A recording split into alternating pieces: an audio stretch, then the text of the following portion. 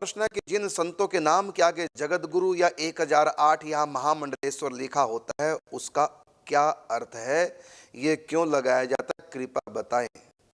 रीतिका है यमुनानगर से। तो मैं बताऊं कि संत तो संत है, ना उनको 1008 होते हैं, ना वो जगत गुरु होते हैं, तो उपाधियां हैं जब व्यवस्था के लिए दी जाती है। संत सब बराबर है।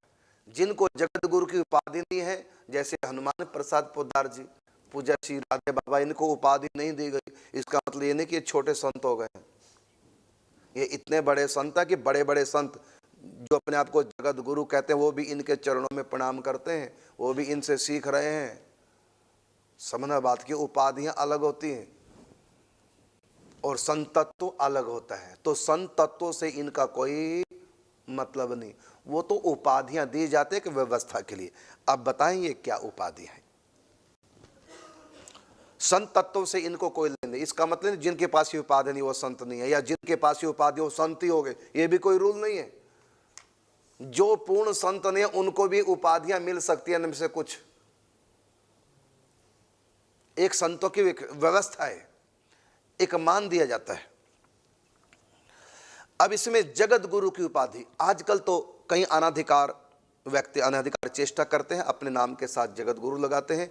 ये जगत गुरु की अब उपाधि किसको दी जाती है तो सुन लो, कौन होते हैं जगत गुरु। जो हमारी अनादि परंपरा है, कृष्ण वंदे जगत गुरु।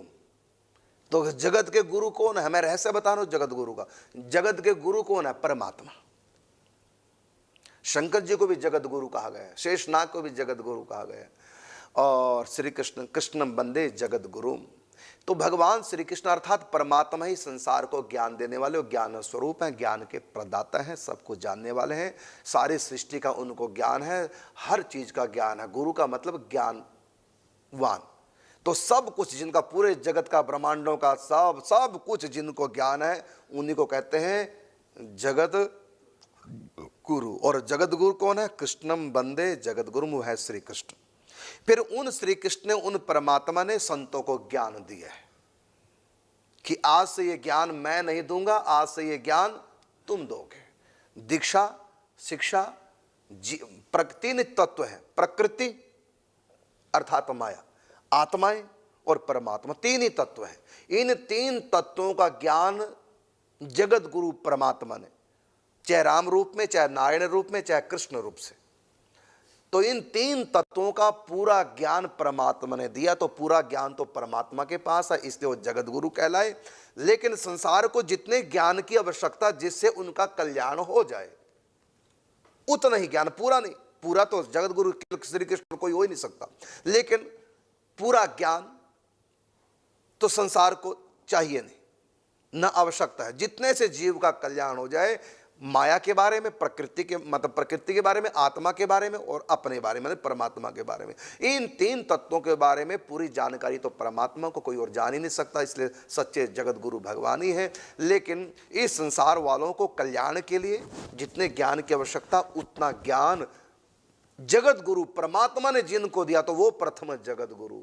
तो हमारे संप्रदाय के प्रथम जगत गुरु कौन हुए, हंस अवतार धारण करके सनकादिक ऋषियों को तीनों का ज्ञान दिया, आत्मा, प्रकृति और परमात्मा का, और साथ में कल्याण करने का तरीका, मंत्र, शिक्षा, उपदेश सब कुछ दिया। और ये भागवत के 11 स्कंद में कथा है। स्वयं श्री कृष्ण उद्धव को ये रहस्य बता रहे हैं, निम्बार्क संप्रदाय का आदि गुरु का, 24 अवतारों में एक अवतार है। तो प्रथम गुरु हमारे संप्रदाय का हो गए सनकादिक। फिर सनकादिकों ने इन तीनों का रहस्य खोला है देव ऋषि नारद जी के सामने। तो फिर अगले जगत गुरु कौन हो गए, नारद जी।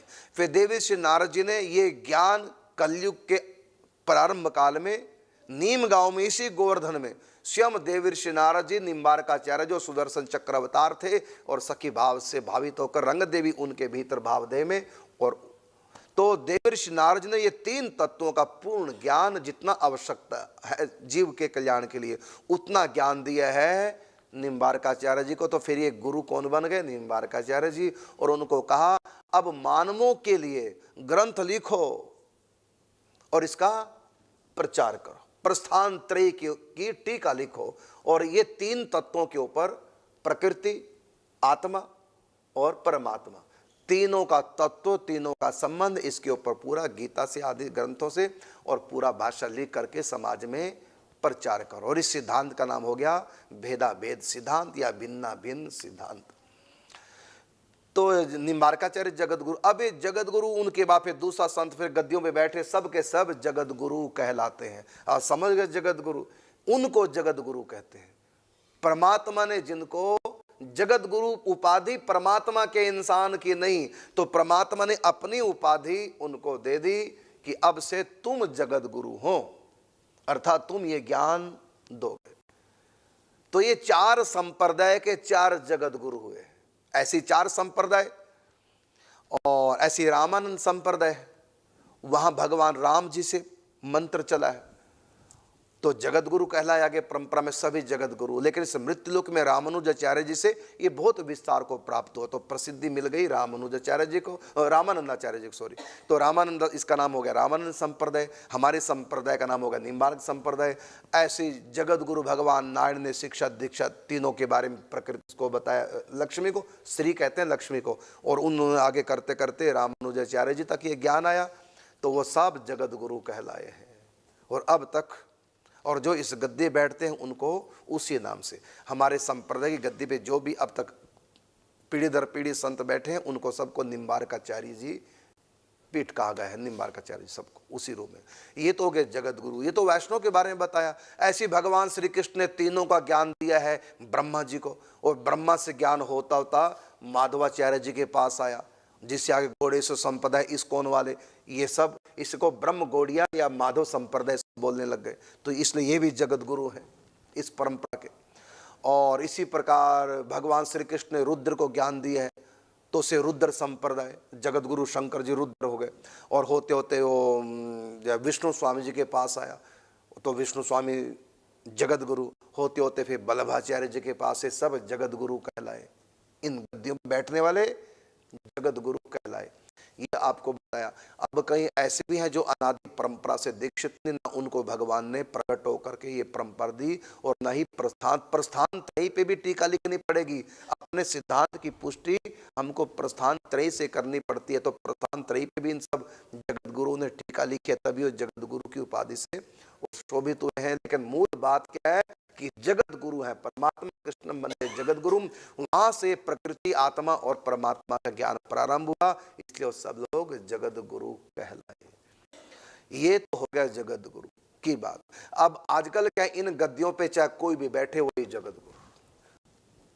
वैसे तो एक नियम है कि पढ़ा लिखा होना चाहिए, ये नॉलेज उसको शास्त्र का होना चाहिए, वही गद्दियों पे बैठे। अब तो गद्दियों का नाम है जगत गुरु, व्यक्तियों का नाम नहीं। अब तो जो भी गद्दी पे बैठ जाए, चाहे वो इस लायक है चाहे नालायक है, कैसे भी है, वही जगत गुरु कहलाएगा। अब तो ये गद्दियों का नाम है, संतों का नहीं।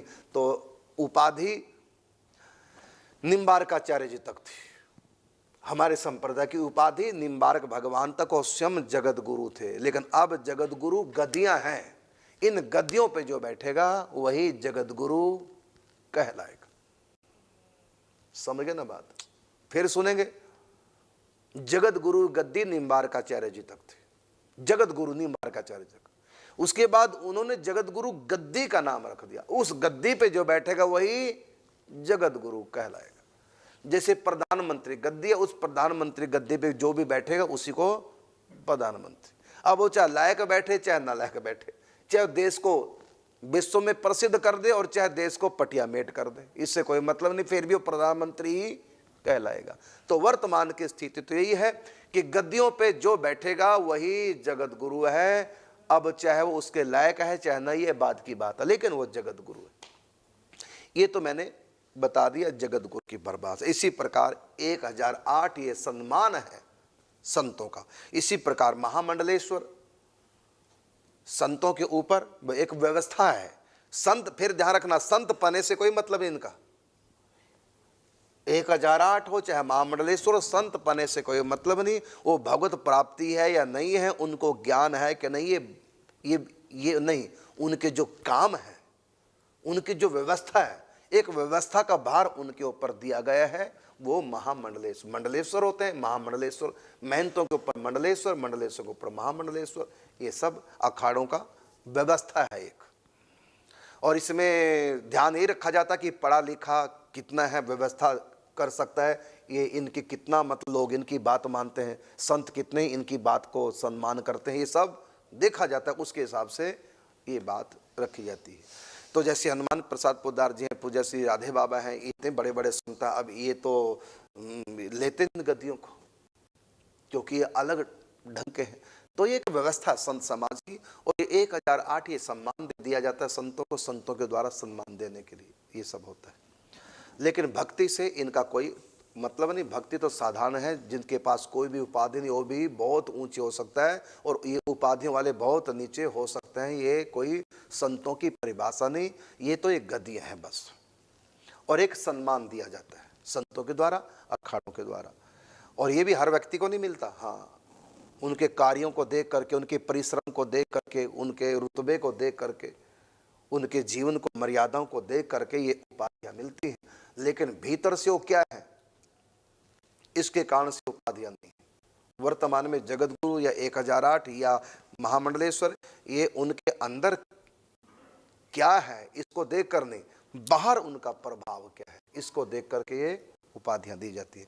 लेकिन जगत गुरु की गद्दी पे जो बैठता है उसका सम्मान सबको करना चाहिए।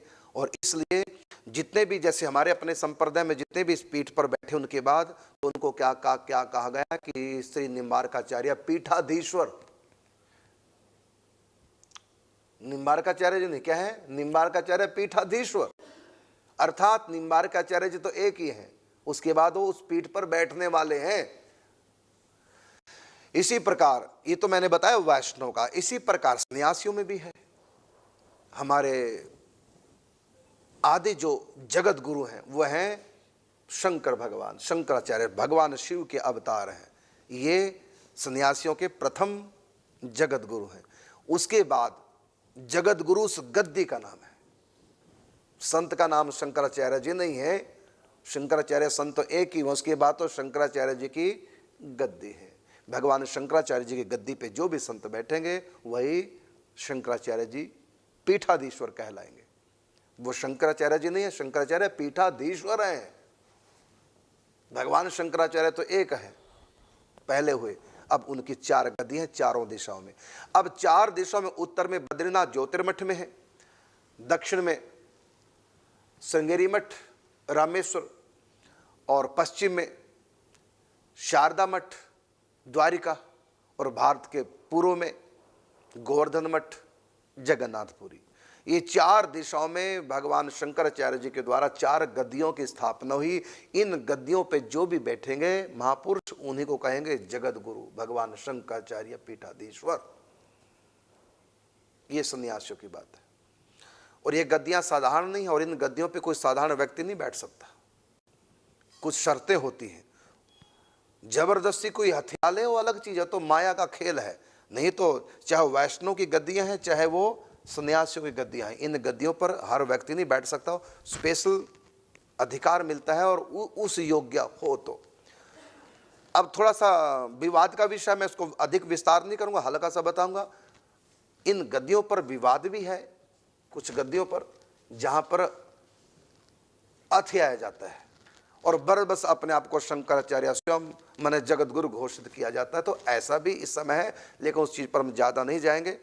और क्योंकि प्रश्न आया था जगत गुरु का, तो आपको हम अंधेरे में भी नहीं रखना चाहते और अधिक उजाला भी नहीं करना चाहते, क्यों आपके मन में अभाव आएगा फिर।